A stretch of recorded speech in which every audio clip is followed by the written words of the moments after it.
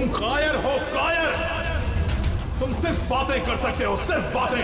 तुम्हें कुछ नहीं आता है। दम है तो कुछ करो, करो कुछ। तुम्हें मेरी आवाज आ रही है? अगर मेरी आवाज आ रही है तो जैसा मैंने कहा है तुम्हें करना होगा। मार दो उसे। मेरा कहा मानो और जो मैंने कहा है वो करो तुम। मार दो उसे। योर ऑनर, सारे गवाह और सबूत यही साबित कर रहे हैं कि खून प्रीतिका ने ही किए हैं।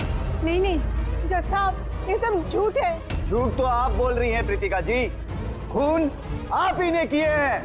नहीं जज साहब, मैं बेकसूर हूँ जज साहब, निर्दोष हूँ मैं। Your honour, your honour. हाँ मैं सुन रहा हूँ, बोलो क्या कहना है तुम्हें। योर ऑनर, मेरे फाजिल दोस्त नीलेश जी के पास अपने डिफेंस में पेश करने के लिए कुछ है ही नहीं। कोर्ट का कीमती वक्त जाया ना किया जाए।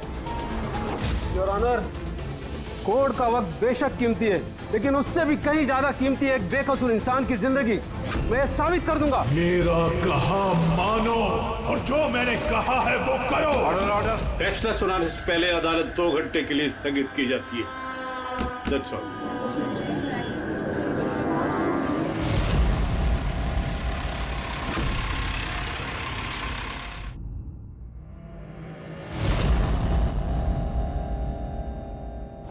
श्रीकांत, तुम्हें उसे मारना होगा। तुम कर सकते हो ये। उसे जिंदा रहने का कोई हक नहीं है। उसका मरना जरूरी है। मार दो श्रीकांत। इन लोगों का कहना है कि प्रीतिका यहाँ पर थी जब जज श्रीकांत यहाँ पर आए और उन्होंने उस पर गोली चलाई। उसके बाद वो यहाँ पर आकर खुद को गोली मार दी। उस वक्त मतलब जब ये सब हो रहा था, उस वक्त यहाँ पर जो लोग थे वो कहाँ है? वो लोग कोर्ट रूम में।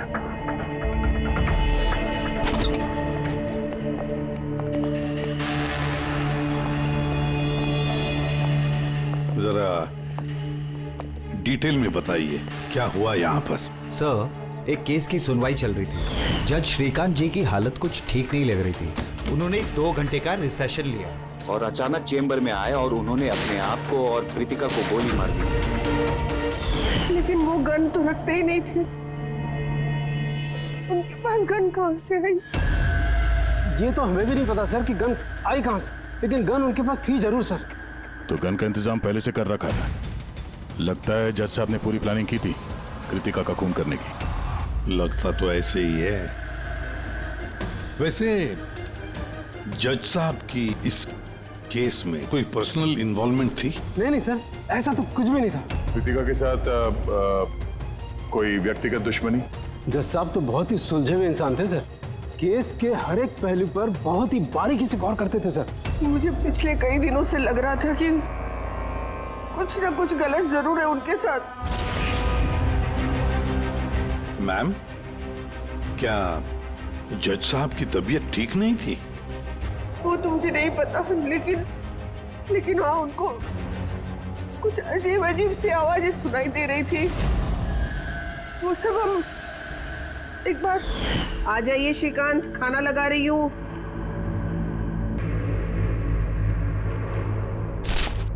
इन पड़ोसियों की जुबान पे लगा भी नहीं। जब देखो अनाप शनाप बकते रहते हैं। अरे क्या हुआ श्रीकांत, इतना क्यों चिढ़ रहे हो? पहले जाके इन पड़ोसियों का मुंह बंद करो। नहीं सुननी मुझे उनकी बकवास। कैसी बातें कर रहे हो श्रीकांत? पड़ोसी के बेचारे पिछले 1 महीने से लंदन गए हुए और उनकी आवाज यहाँ तक कैसे आ सकती है? कुछ भी बात कर रहे हो आप श्रीकांत।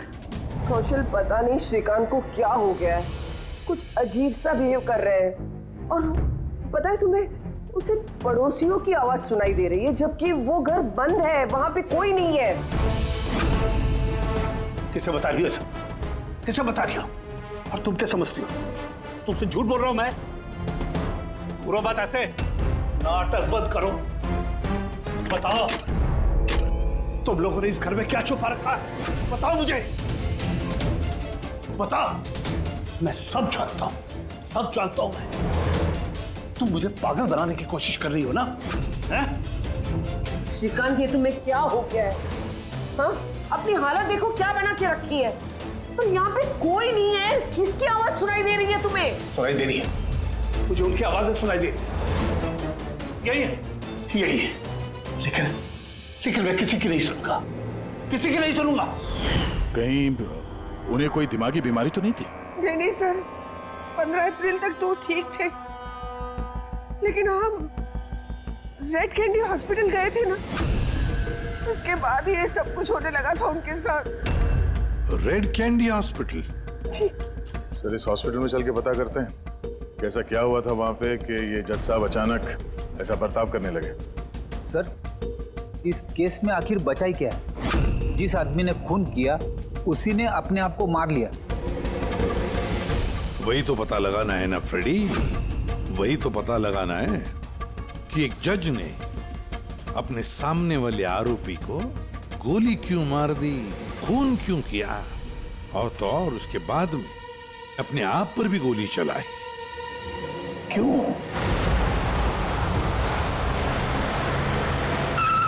सर, हॉस्पिटल अथॉरिटी ने बताया कि जज श्रीकांत यहाँ पे साइकियाट्रिक ट्रीटमेंट के लिए नहीं बल्कि डेंटिस्ट से मिलने के लिए आए थे। कौन है डेंटिस्ट? कौन है? Sir, doctor Raman. Hello sir, बताइए मैं आपकी क्या मदद कर सकता हूँ? फिलहाल तो आप डॉक्टर रमन को बुलाइए और उनके असिस्टेंट को भी। डॉक्टर रमन, 15 अप्रैल को जज श्रीकांत आपसे मिलने आए थे ना यहाँ? जी हाँ सर, लेकिन सर उनकी मौत से मेरा क्या लेना देना? मुझसे सवाल क्यों? देखिए, हम बस ये जानना चाहते हैं, जब वो आपसे मिले थे तो वो दिमागी तौर से बीमार लग रहे थे? नो सर, मुझे तो ऐसा कुछ नहीं लगा। सर, उनको दिमाग की कोई बीमारी नहीं है और 9 साल से डॉक्टर रमन के पेशेंट है वो। 9 साल से? मतलब आप लोग उसके बारे में बहुत कुछ जानते होंगे। बहुत कुछ नहीं सर, सब कुछ।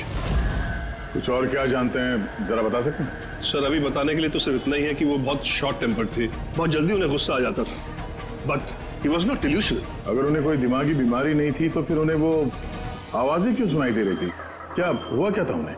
पर सर, आप इसमें मेडिकल एक्सप्लेनेशन क्यों ढूंढ रहे हैं? हम लोग इतने मेडिकल एक्सप्लेनेशन क्यों ढूंढ रहे हैं? दया, कोई भी आम इंसान ऐसे ही अचानक से उठकर किसी पर गोली चलाता है, क्या ये नॉर्मल हो सकता है?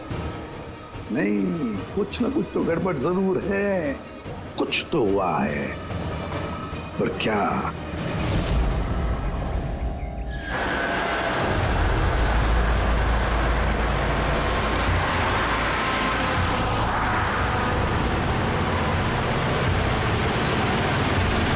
वीरेन, तुम बेकार की चिंता करते हो। धनंजय की सिक्योरिटी टीम हमारे साथ है, हम सुरक्षित पहुंच जाएंगे।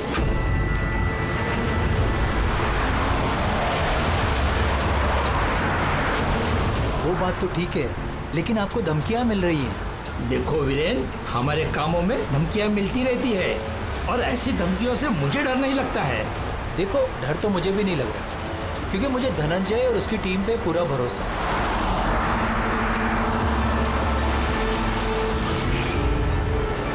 सर, हमने हॉल के 500 मीटर तक लोगों के जाने पर रोक लगा दी है और हर जगह सीसीटीवी से निगरानी की जा रही है।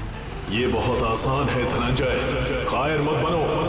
हम जानते हैं इस काम को तुम पूरा करोगे, वो भी अपने हाथों से। तुम सुन रहे हो ना धनंजय?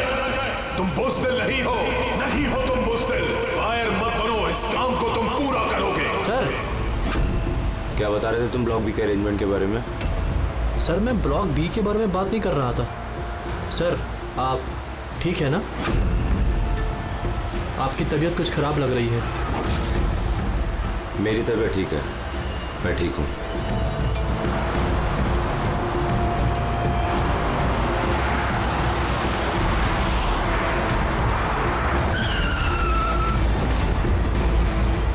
धनंजय, तुम्हें उसे मारना होगा। खत्म कर दो उसे। मार दो धनंजय, मार दो। गाड़ी रोको।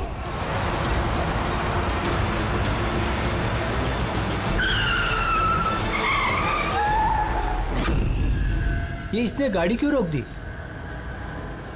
सर, क्या हुआ? शाबाश धनंजय, अपना मिशन पूरा करो। मार दो उसे। याद रहे धनंजय, तुम कायर नहीं हो, तुम ये कर सकते हो। धनंजय यहाँ क्यों आ रहा है? मार दो धनंजय, उसे गोली मार दो। सोचो मत। मैं देखता हूँ। ओके। क्या बात है धनंजय, गाड़ी क्यों रुकवा दी?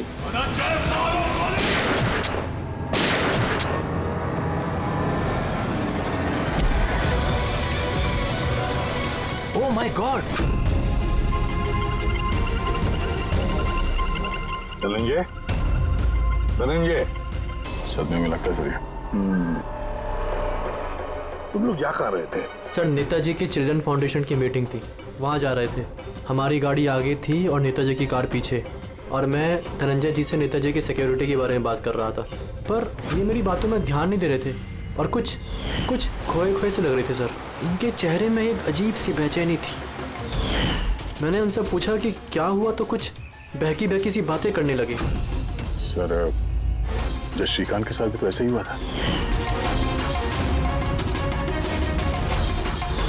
कहीं ये दोनों केस एक जैसे तो नहीं है? और कोई साथ में था नेताजी के? वीरेन जी सर। वीरेन जी? जी सर। आप नेताजी के साथ थे ना? हाँ सर, मैं ही था। नेताजी ने आपको कुछ बताया इस धनंजय के बारे में? सर नेताजी हमेशा धनंजय की तारीफ किया करते थे। उनकी जान को खतरा था। अभी कुछ दिन पहले ही धनंजय ने उनकी जान बचाई थी। बड़ी अजीब बात है सर, कुछ दिन पहले जिस आदमी ने नेताजी की जान बचाई, आज उसी ने उनका खून कर दिया। एक गोली मारने के बाद धनंजय ने भागने की कोशिश की? नहीं सर, खुद को गोली मारने की कोशिश की थी सर। बड़ी मुश्किल से सिक्योरिटी वालों ने उन्हें रोका था सर। कमाल है सर, जज श्रीकांत ने खून करने के बाद अपने आप को गोली मार दी और इसने भी अपने आप को गोली मारने की कोशिश की। काम करते हैं, धनंजय को ब्यूरो ले चलते हैं, वहीं से उससे पूछताछ करेंगे। और फिर एक बात समझ में नहीं आ रही है दया, खून करने के बाद खूनी अपने आप को गोली मार लेता है, क्यों?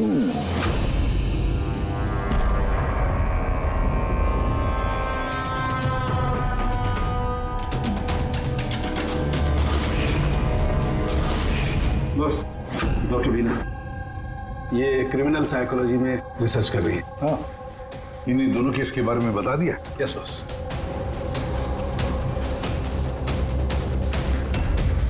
मेरा बेटा कहाँ है? मुझे उससे मिलना है। श्री नेताजी के सिक्योरिटी इंचार्ज धनंजय की माँ। उसे यहाँ क्यों लाए हो? देखिए, आपके बेटे ने नेताजी का खून किया है। जी नहीं, मेरा बेटा किसी की हत्या नहीं कर सकता। वो तो खुद बीमार है, उसकी दिमागी हालत ठीक नहीं है। क्या बीमारी है आपके बेटे को? पिछले कुछ दिनों से उसे कुछ आवाजें सुनाई देती है।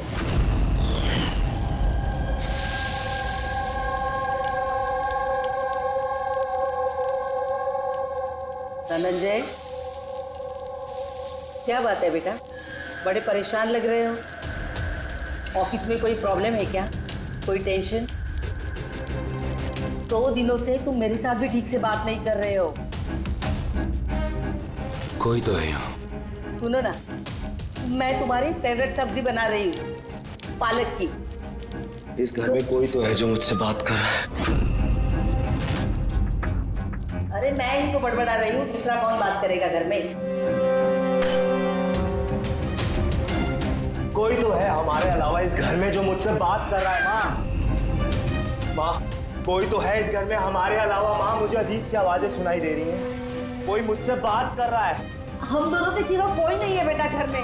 कोई है जो मुझसे बातें कर। बंद हो गई आवाज, फिर से आ रही है। कोई तो है माँ। कोई नहीं है, कोई नहीं है। अरे कोई तो है माँ यहाँ पर। कोई नहीं है बेटा, तुम यहाँ आ जाओ। लगता है तुम्हारी तबीयत ठीक नहीं है, अभी डॉक्टर के पास जाना चाहिए। लेकिन ऐसा तो स्किज़ोफ्रेनिया में होता है।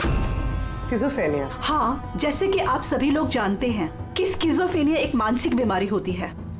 ऐसे में पेशेंट को बहुत सारी आवाजें सुनाई देती हैं, लोग ना होने के बावजूद भी दिखाई देते हैं, और पेशेंट अपने आप को मारने की कोशिश भी करता है।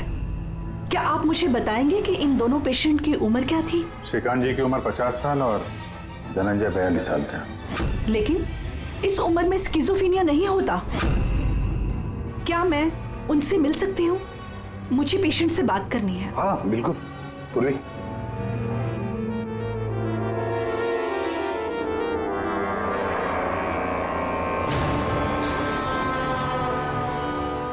धनंजय, तुमने संजीत को क्यों मारा?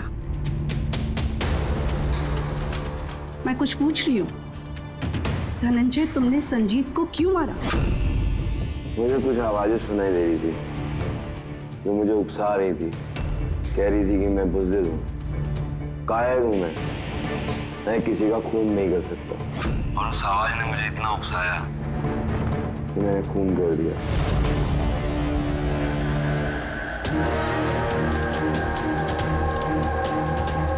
और ये तुम्हारा गाल? ये गाल क्यों सूजा हुआ है? मेरे दांत में इन्फेक्शन है। जज श्रीकांत, उनके दांत में भी इन्फेक्शन था सर? मेरे बेटे के भी दांत के इलाज के बाद ही उसकी तबीयत खराब रहने लगी। क्या? दांतों का इलाज करवाया उसके बाद में तबीयत खराब हो गई? किस डेंटिस्ट के पास इलाज करवा रहा था वो? Doctor Raman, red candy hospital. Red candy hospital गए थे ना, उसके बाद ही ये सब कुछ होने लगा था उनके साथ। है ना बड़ा अजीब कोइंसिडेंस। धनंजय और श्रीकांत दोनों का भी दांत का प्रॉब्लम, दोनों का डेंटिस्ट भी एक, और ट्रीटमेंट के बाद दोनों की तबीयत भी बिगड़ जाती है। ये कैसा कोइंसिडेंस? गड़बड़ है, बहुत बड़ी गड़बड़ है। इस धनंजय और जज श्रीकांत के दांतों का एक्सरे निकलवाओ, पता तो चले सारा चक्कर है क्या।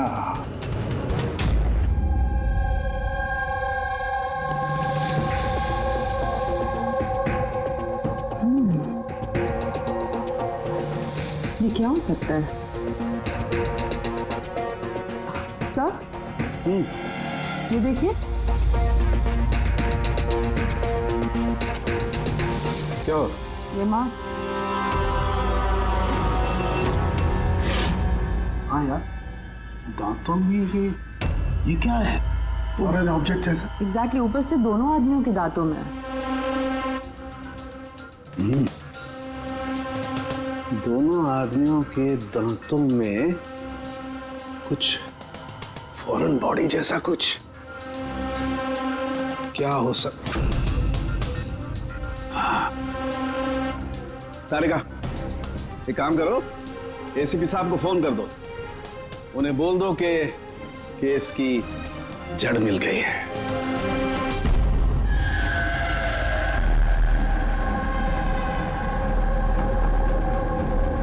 ये देखो बॉस, दोनों के दांतों में इस तरीके की चिप। ये तो बग है। हाँ, ये बग ही है। सर, ये तो जासूसी में इस्तेमाल होने वाला ट्रांसमीटर जैसा कुछ है। बॉस, इसके जरिए ही श्रीकांत और धनंजय को वो आवाजें सुनाई देती थी। तो ये चिप ट्रिगर का काम कर रही थी। इसी के जरिए वो उकसाने वाली आवाजें उनके कानों तक पहुंच रही थी और वो लोग किसी की जान तक लेने को मजबूर हो गए। मुझे तो लगता है ये काम डॉक्टर रमन का ही है। उन्होंने ही दांतों की ट्रीटमेंट की थी। पूछताछ करनी पड़ेगी डॉक्टर रमन से, और एक एक्सपर्ट को भी बुलाओ। ट्रांसमीटर के बारे में पूरी जानकारी लेते हैं उससे।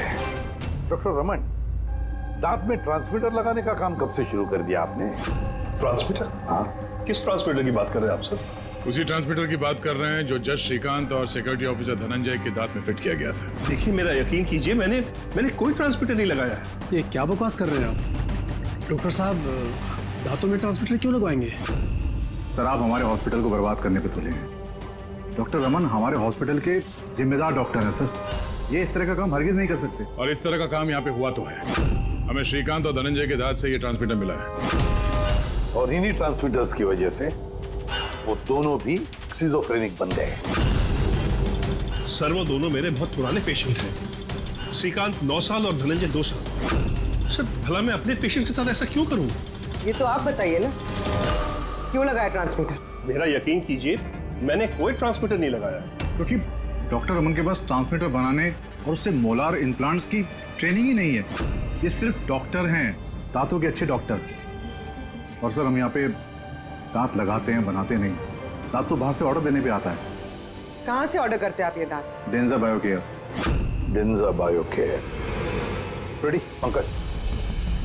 डॉक्टर रमन की चेम्बर्स अच्छी तरह से चेक करो, एक एक कोना छान मारो।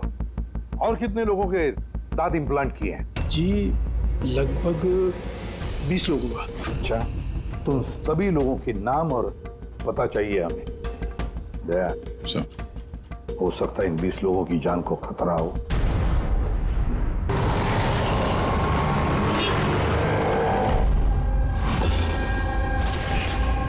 कुछ समझ में आ रहा है?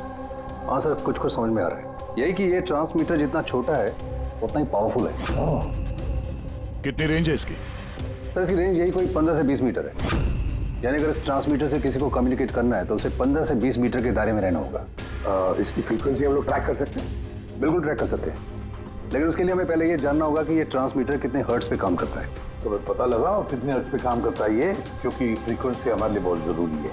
जहां पर ये फ्रीक्वेंसी एक्टिव होगी वहीं पर हमारा खोज ही होगा। ठीक है सर, आप थोड़ा सा वक्त दे दीजिए, मैं जल्दी पता लगाने की कोशिश करता हूँ। ठीक है। ये कहानी आके रुक जाती डॉक्टर रमन के नाम पर। सारा का सारा शक डॉक्टर रमन पे ही है। लेकिन सर वो अपने पुराने पेशेंट का खून क्यों करेगा?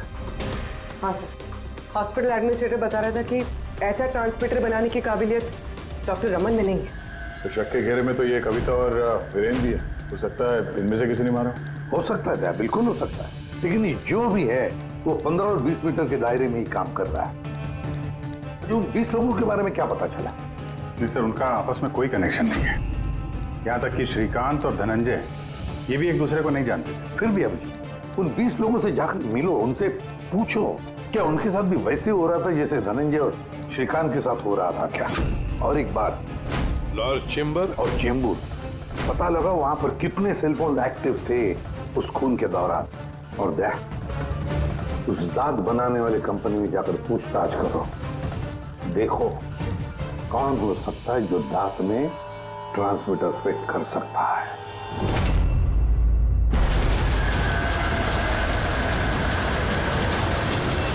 विनय आपका ही नाम है? जी हाँ, मेरा ही नाम है। सॉरी, मैंने आपको पहचाना नहीं। हम सीआईडी से। सर मुझसे कोई गलती हुई क्या? नहीं, अब गलती नहीं हुई। एक्चुअली एक केस के सिलसिले में हम कुछ पूछताछ करने आए हैं। आपके दांतों में कुछ प्रॉब्लम थी ना? हाँ, ये इलाज कहाँ कराया था आपने? रेड किडी हॉस्पिटल। इलाज के बाद से कुछ तकलीफ हुई? आई मीन कुछ अजीब अजीब आवाजें सुनाई देती हों, या जैसे कोई ऑर्डर दे रहा है कुछ करने के लिए? नहीं, ऐसा तो कुछ नहीं हुआ, लेकिन एक दो बार दर्द हुआ था। वो तो नॉर्मल है, दांत लगवाएंगे तो थोड़ा बहुत दर्द तो होगा ही। ठीक है, अगर ऐसी कोई तकलीफ हो तो फौरन हमें बताइएगा।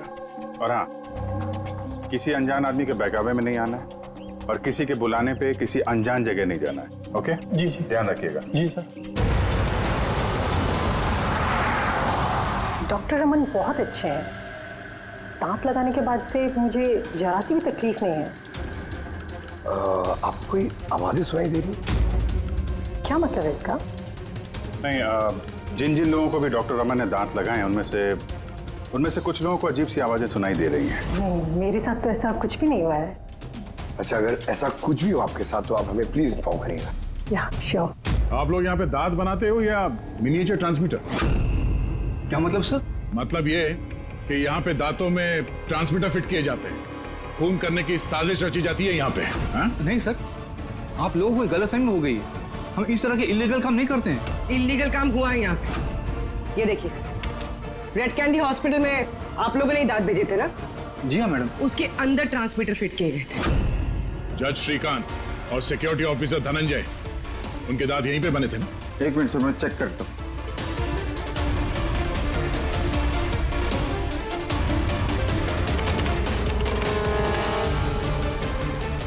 हाँ सर, दांत तो यही बने हैं, लेकिन अगर वो हमारी एम्प्लॉय रूपाली होती जिसने ये दांत बनाए हैं तो सच्चाई पता चल जाती। कहाँ है आपकी वो एम्प्लॉय रूपाली? वो तो कल रात गुजर गई। कैसे गुजर गई? उसे अस्थमा अटैक हुआ था, लेकिन हैरानी की बात तो ये है कि उसे कभी अस्थमा था ही नहीं। जी हाँ सर। उसके घर का एड्रेस देना सर। दांत कब लगवाया आपने? सर 2 महीने हो गए। कोई प्रॉब्लम हुई आपको? नहीं, कोई प्रॉब्लम नहीं सर, जब से दांत लगाया सब ठीक है सर। कुछ आवाजें सुनाई दे रही हो अजीब अजीब सी? नहीं सर, पर हुआ क्या सर? देखिए, रेड कैंडी हॉस्पिटल में जितने लोगों ने भी ट्रीटमेंट कराया उन्हें कुछ प्रॉब्लम्स हो रही हैं और उनमें से 2 जन की तो मौत भी हो चुकी है। सर मैं मरना नहीं चाहता सर। नहीं, आप घबराइए मत, ऐसा कुछ नहीं है। आपको कभी भी ऐसी कोई प्रॉब्लम हो कि कुछ अजीब सी आवाजें सुनाई दे रही हो या फिर कोई ऐसा आदमी दिख रहा हो जो है नहीं, मतलब दूसरे बोल रहे हैं कि किससे बात कर रहे हो, तो अगर ऐसा कभी हो तो फौरन हमें कांटेक्ट करिएगा। और कितने लोग बचे पंकज? सर चेक करने के लिए और 5 लोग बचे हैं सर। 5 को भी जल्दी से जल्दी चेक करना होगा। क्या पता उस हत्यारे का अगला निशाना इन्हीं में से कोई हो। हाँ सर।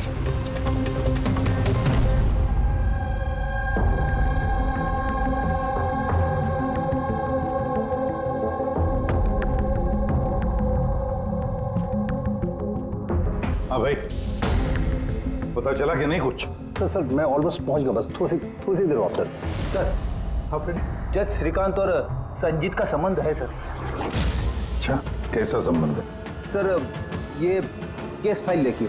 2009 में एक डॉक्टर रिसर्च कर रहे थे, लेकिन उसकी ग्रांट नेताजी संजीत ने कैंसिल कर दी। और इस डॉक्टर का प्रैक्टिस करने का लाइसेंस कैंसिल किया नेताजी संजीत ने और उसे सजा सुनवाई जज श्रीकांत ने। नाम है डॉक्टर ललित। सर ये डॉक्टर ललित है कौन?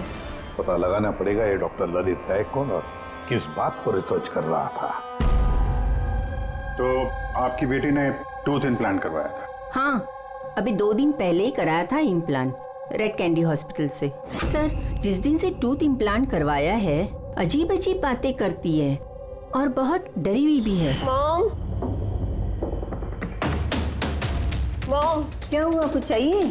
कोई आया क्या घर में? कोई भी तो नहीं। नहीं मॉम, कोई तो है घर में। मैं हूँ, तुम हो और पापा तो हांगकांग में है और कोई आएगा तो बेल बजाएगा ना। बेल भी तो नहीं बजी है। पता नहीं मॉम क्या हो रहा है, जब से सोकर उठी हूँ ऐसा लग रहा है कि घर में कोई है और मेरे बारे में अजीब अजीब सी बातें कर रहे हैं मुझसे। समझ में नहीं आ रहा है। मेरी तबीयत तो ठीक है। कोई सपना देखा क्या? नहीं मॉम, कोई सपना नहीं देखा। लगता है मेरे कान बज रहे हैं। मॉम प्लीज एक काम करो, मुझे 1 कप चाय दे दो मेरे रूम में, मेरा सर घूम रहा है। तो अभी जिया कहाँ है? उसे मैंने साइकियाट्रिस्ट के पास भेजा है, बैंड्रा। देखिए आप उस साइकियाट्रिस्ट का एड्रेस दीजिए, हमारा अभी उससे मिलना बहुत जरूरी है। नंबर ले लो। जिया, आज तुम्हें वो काम खत्म करना है। तुम्हें उसे किसी भी हालत में मारना है। जिंदा मत छोड़ना उसे, मार दो उसे। आज उसका अंत होना ही चाहिए।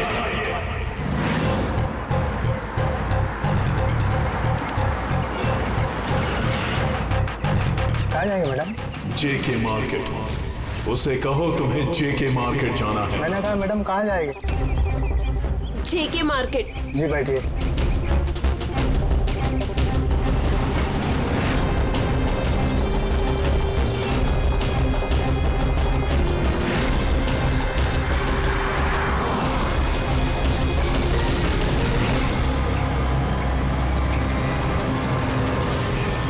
तुम डरपोक हो तुम, कुछ नहीं कर सकती तुम, 1 नंबर की डरपोक हो। चुप, मैं डरपोक नहीं हूँ और मैं किसी को नहीं मार सकती। मैडम आपने मुझसे कुछ कहा? हाँ अब नहीं, मैंने कुछ नहीं कहा। नहीं, कुछ नहीं कहा मैंने। मैं कहाँ बात कर रही हूँ?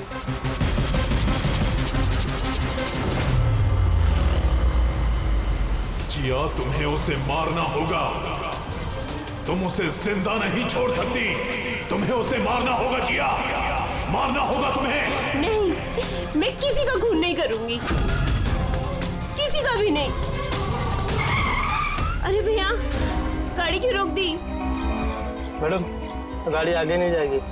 क्यों नहीं जाएगी? मैंने कहा ना मैडम, गाड़ी आगे नहीं जाएगी। अगर ले जाना ही नहीं था तो बैठाया क्यों? मैडम आप उतरती है या मैं गाड़ी से उतर जाऊं?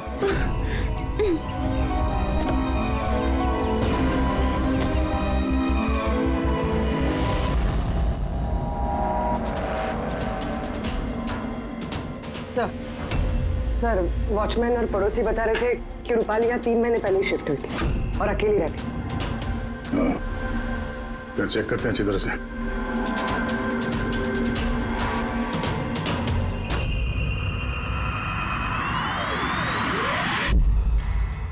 ये क्या है?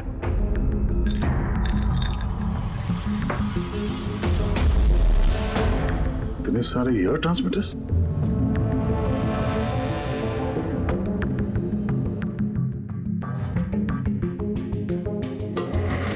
ये डॉक्टर रमन की पेशेंट्स की पूरी डिटेल्स भी है इसमें। ये देखो। सर ये जिया तो वही है जिसके बारे में अभिजीत सर ने हमें बताया था। सर ये रूपाली, ये कहीं किसी की कठपुतली तो नहीं थे? हो सकता है, शायद कोनी को पता चल गया होगा कि हम लोग रूपाली तक पहुंच जाएंगे, इसलिए मार दिया उसे।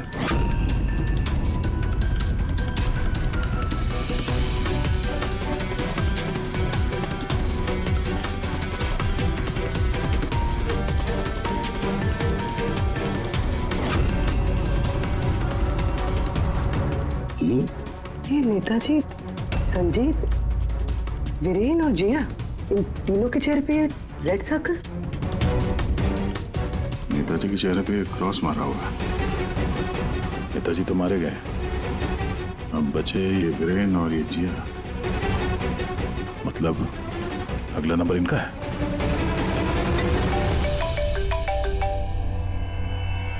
हाँ जी, ये जिया साइकेट्रिस्ट से मिलने के लिए गई थी, लेकिन वहां पहुंची ही नहीं है। अच्छा, हमें यहाँ रूपाली के घर में एक तस्वीर मिली है जिसमें नेताजी, संजीत, वीरेन और जिया है।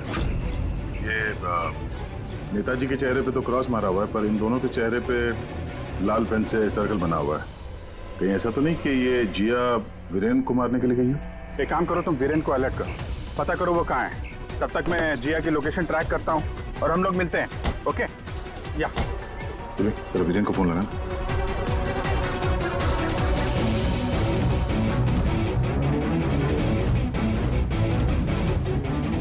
सर वीरेन का फोन तो बंद है। सर मिल गया। हाँ सर, ये ट्रांसमीटर 1.8 मेगाहर्ट्ज से 2 मेगाहर्ट्ज के बीच में काम करता है। ग्रेट, 1.8 मेगाहर्ट्ज से 2 मेगाहर्ट्ज पर। हाँ सर। दया, मेरी बात ध्यान से सुन लो। हाँ, पहले तो फ्रेडी ने कमाल कर दिया है। हाँ, रिसर्च करके ऐसा नाम निकाला है जिसका कनेक्शन इस नेताजी संजीत और जज श्रीकांत के साथ है। उस आदमी का नाम है डॉक्टर ललित। हाँ, डॉक्टर ललित। यस, मुझे तो ये डॉक्टर ललित ही बहुत गड़बड़ लग रहा है दया। मुझे तो उसी पे शक होने लगा है, क्योंकि डॉक्टर ललित का कुछ साल पहले इस नेताजी संजीत ने प्रैक्टिस करने का लाइसेंस कैंसिल कर दिया था, और फिर इस डॉक्टर ललित को जज श्रीकांत ने सजा सुनवाई। और हुआ क्या? पहले खून हुआ जज श्रीकांत का, और फिर उसके बाद में नेताजी संजीत मारा गया। ये खून कौन कर सकता है? ये डॉक्टर ललित ही कर सकता है। उसी का कनेक्शन है इन दोनों के साथ। बस अब डॉक्टर ललित जिस फ्रीक्वेंसी पर ऑपरेट करता है वो फ्रीक्वेंसी भी पता चल गई। हाँ, टेक्नो एक्सपर्ट ने ये बता दिया है, 1.8 मेगाहर्ट्ज से लेके 2 मेगाहर्ट्ज तक। बस अब इस फ्रीक्वेंसी पर हम टैप करेंगे डॉक्टर ललित को, पता चलेगा ये डॉक्टर ललित किस किस से बात करता है और क्या बातें करता है। और दया, ये रेडियो फ्रीक्वेंसी 1.8 मेगाहर्ट्ज से 2 मेगाहर्ट्ज हमारे सारे पुलिस स्टेशन और रेडियो वैन्स को बता दो। अब देखते हैं कब तक भागता है ये डॉक्टर ललित।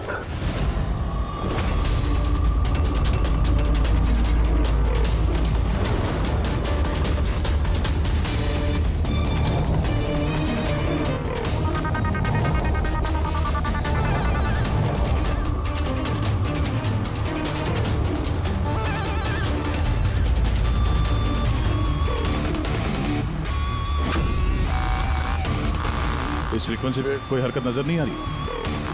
जब भी बोलेगा पकड़ा जाएगा। पूरी मुंबई इस फ्रीक्वेंसी को हर 5 किलोमीटर में ट्रैक कर रही है। अगर जिया वीरेन को मारने निकली है तो वो खूनी 1.8 या 2 पे जरूर आएगा।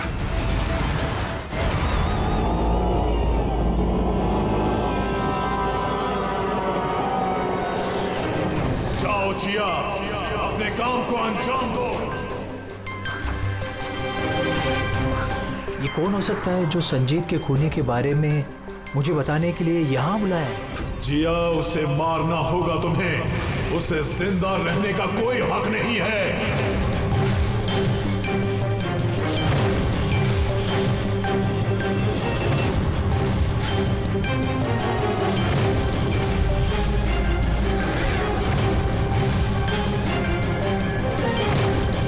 ज्यादा सोचो मत, मार दो जिया, उसे मार दो। उसे जिंदा रहने का कोई हक नहीं है। उसकी तरफ देखो, पहचानो उसे, वो तुम्हारे सामने है। Kill him। उसे जिंदा रहने का कोई हक नहीं। उसी की आवाज है, फ्रीक्वेंसी लोकेट करो। देखो, अपनी बैग से गन निकालो।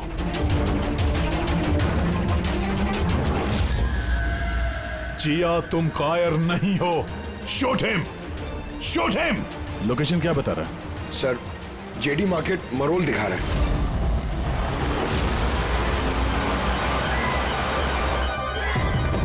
कम ऑन जिया, मारो, मारो उसे।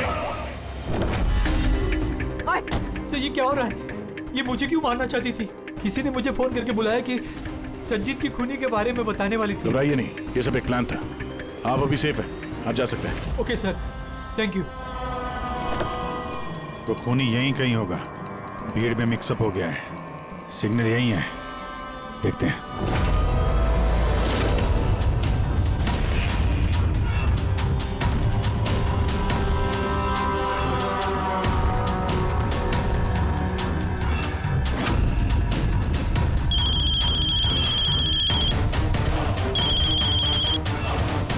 हेलो, अभिजीत बोल रहा हूँ। कभी हमसे भी मिल लिया करो। अरे इधर उधर क्या देख रहा है? तेरे पीछे हूँ। डॉक्टर ललित।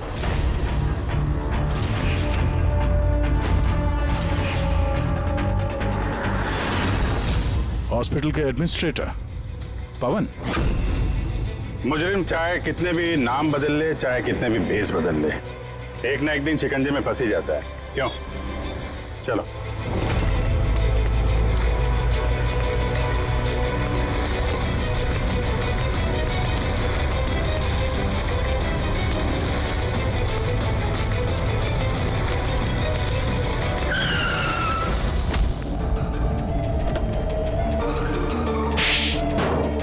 जज श्रीकांत और नेताजी संजीत, इन लोगों का खून क्यों करवाया तुमने? से बदला लेना चाहता था। बदला? लोगों ने मेरी जिंदगी बर्बाद कर दी थी। कैसा बदला? मैं एक होनहार डॉक्टर हूँ।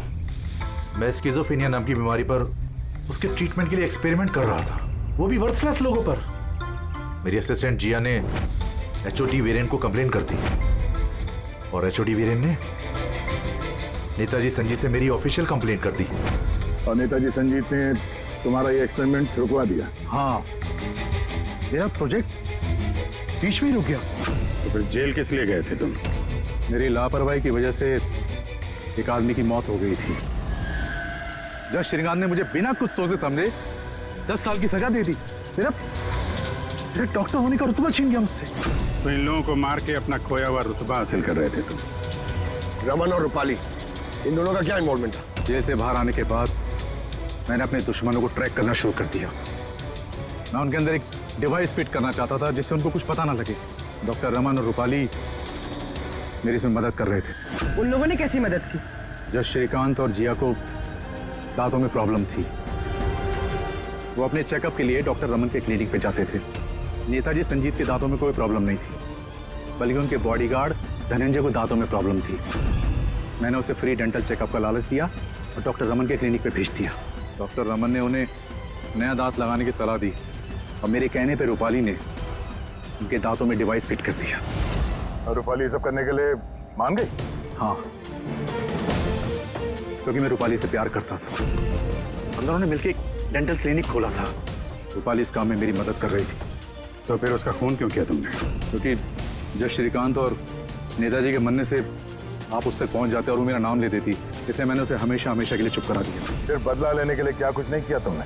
इतनी सफाई से खून किए, पर फायदा क्या हुआ? आखिर में पकड़े गए ना? मेरा मिशन किसी को मारना नहीं था सर, मैं बस अपने आप को जीनियस साबित करना चाहता था।